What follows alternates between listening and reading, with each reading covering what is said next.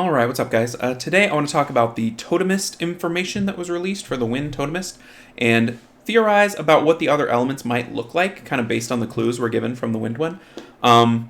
This monster, let's talk about the Wind one first, just to kind of dig into it, the skills as given. I think it's pretty good. I don't know that it's RTA good, but it's definitely PvE good, which is nice. Sometimes the worst thing you can get is a fusion that you're like, yeah, I don't want to use this anywhere. Kind of like the Panda was for a while, the Red Panda. It has slowly developed into more useful, but it's taken a couple buffs to get there, right? But I think this one will be useful turn one. So let's take a look at it. So Totem Magic, it's an attack with a recovery on skill 1. So just like Lulu, which is great. When you have nothing else to do, you'll heal. So that's kind of nice. I like that a lot. And the heal might increase. It might just be straight damage. We'll kind of have to see from there. Skill 2, 1 turn immunity. No cleanse, no heal, just immunity. Not bad. Situationally useful. If you get a turn and, like, say she goes before the whole other enemy team, put up immunity, and it's like, no harm, no foul, right? You wait to fight another day. Probably she's going to be going last in that situation, if that's kind of how you want to play her for the last chance immunity. Kind of like back when Triana was pretty prevalent. Sometimes you'd have nothing to do, and you just put up immunity with your last skill. It would just be for the immunity to protect you for another round. Skill 3. Removes 1 harmful effect each. Pretty good. What I kind of like about that is it implies, like, stuns and stuff. Sometimes it specifies not stuns, but this one seems like it'll take out stuns. Recovers HP by 30%. That's a good heal. That's a Bella heal. Increases attack power for 2 turns. That's really, really nice, a 2-turn attack power buff. Because not a lot has that. This is kind of a Colleen skill. Colleen skill 3, except 1 less turn attack power and a 1 immunity, or 1 bad thing removed. 1 baby cleanse, right? So pretty solid heal skill 3. Maybe not a game-breaking PvE skill 3, but pretty solid. Alright, skill 4. Stacks a totem whenever you're attacked by a target during the enemy's turn, or use a skill during your turn. So you're guaranteed, if you're not stunned, to get 1 totem per turn, just from your turn. Becomes able to use Sky Tribe Totem when you stack 3 totems. So if they have double AoE, and you take a turn, you're going to get this as soon as possible, which is kind of nice. Recovers HP, and when you use it, recovers HP of all allies by 20%, increases attack power by 2 turns, and grants immunity for 1 turn. So it is a combo of 2 and 3. Not a cleanse, so that makes the 3 better, the skill 3 a little bit better situationally for the cleanse. But it's a heal, it's attack power buff, it's immunity. So what's nice about this is that you've got 2 skills that give 2 turns of attack power buff. So on different cooldowns, you've got a total of 4 turns of attack power buff. So you'll constantly have attack power buff. What I think this means is that for all areas of PvE that require auto, depending on the interaction of those 2 skills, you might have permanent attack power buff, which is pretty difficult to achieve with any unit. I think Colleen is one that does it pretty well. Bastet is one that does it pretty well because they both have 3-turn buffs on, I believe, a 4-turn cooldown, so you have 1 turn without. But this one might be permanent attack power buff, so just that is nice.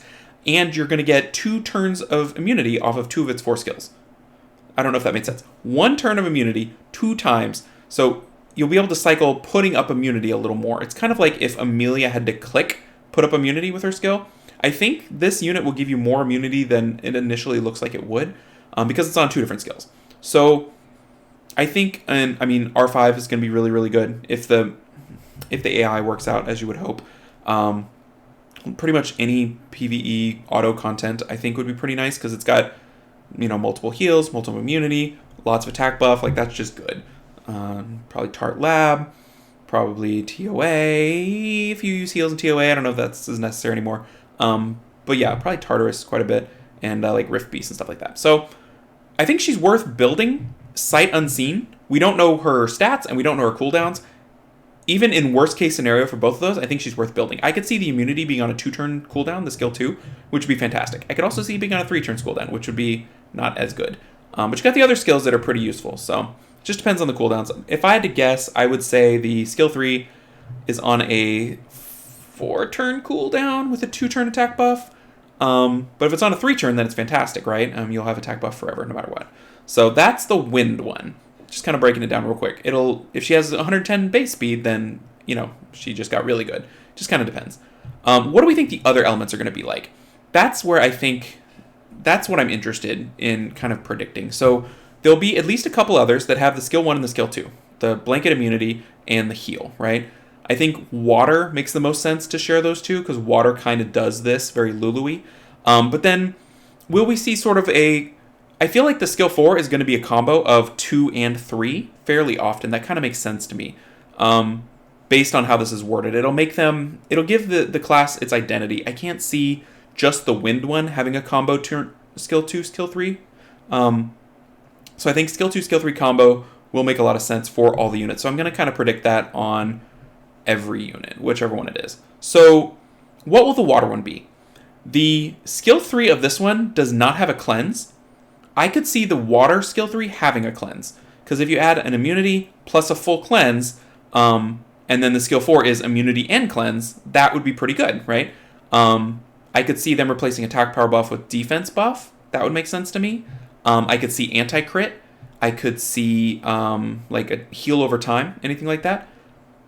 So I think that's kind of where I'm leaning on the water one. Full support, kind of Ariel, kind of Lulu, but hopefully better than Lulu at the very least. Maybe Ariel as well. Maybe Lulu's better than Ariel. I don't know. But that's kind of where I see the water one going. Probably cleanse, probably heal, probably some sort of extra buff put up, not attack power, right? So this is the aggressive one. That's the defensive / support one. And then fire. I think fire might have a different skill too. Instead of grants immunity on allies, maybe something else with all allies. Maybe like revenge. 1 turn of revenge on all allies would be cool. That feels like fire. That feels aggressive. That feels like something it punishes, right? And I could see the skill 3 being attack buff again. I could see it being attack bar. I could see fire being like increases attack bar by 20% and increases attack power by 2 turns. If they really wanted to be crazy, the skill 2 could be a AoE defense break, and the skill 3 could be like a attack buff or a strip, and then the skill 4 could be all the above, right? Which would be kind of fun. Sort of like kind of like Galleon, but maybe a little more aggressive. So that's kind of where I think fire's going to go. And then we've got wind here. Light and dark, who knows? Light and dark it's a whole thing. I'm trying to think of things that would be broken using this combine the 2 mechanics. I guess if one of the light and darks will have immunity for 1 turn, I assume, right? And the other one will have whatever this other skill is that I'm making up. Which I'm going to say is, I think I'm going to go with a defense break. Well, it's kind of boring.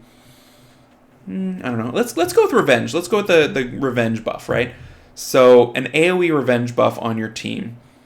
And then, what would we have for skill 3 for light and dark? It's got to be something cool. So if one of the light and dark does immunity. Okay, so it's one of the light and dark does immunity. And then maybe the skill 3 is like a buff extension and combine what the Dark Dryad does, where it reduces the opponent's buffs, right, by 1 turn. Make it both in one. So reduce their buffs by 1 turn, increase your buffs by 1 turn. So your 1 turn immunity clicks up to 2, and it's a strip. And then the 4 would be a combo of immunity, strip. Maybe the 4 includes like a skill reset or something. I don't know. This is all just highly theoretical, but it's interesting to think about. So that feels LD-ish to me. So if there's another LD with a crit, like a revenge buff, maybe, what would it be? I'm trying to think what would be fun with a revenge buff. So everybody has revenge. Maybe when you're attacked, whenever an ally is attacked, this unit gains bar or something, right? So this unit, or the cooldown on this skill decreases, right? So you have permanent revenge buff if they get attacked and everybody has revenge. Something like that. That kind of makes sense. But I don't know how the combo would work. I guess the combo would be revenge buff again and cool down your skills or something like that. It could be like Elenoa. That's what I'm thinking of. The light Tiana, where it cools down skills and grants a turn, something like that. I don't know. Something with turn cycling I think makes sense. So anyway, this is just kind of fun to think about. I assume a lot of people have been kind of noodling over this, but we'll know pretty soon by the end of October. So that's kind of my thought on this new unit in general, the Wind Totemist, which I'm pretty excited to see. I'm going to build it day 1. Well, maybe not Devilmon. We'll make it and we'll see.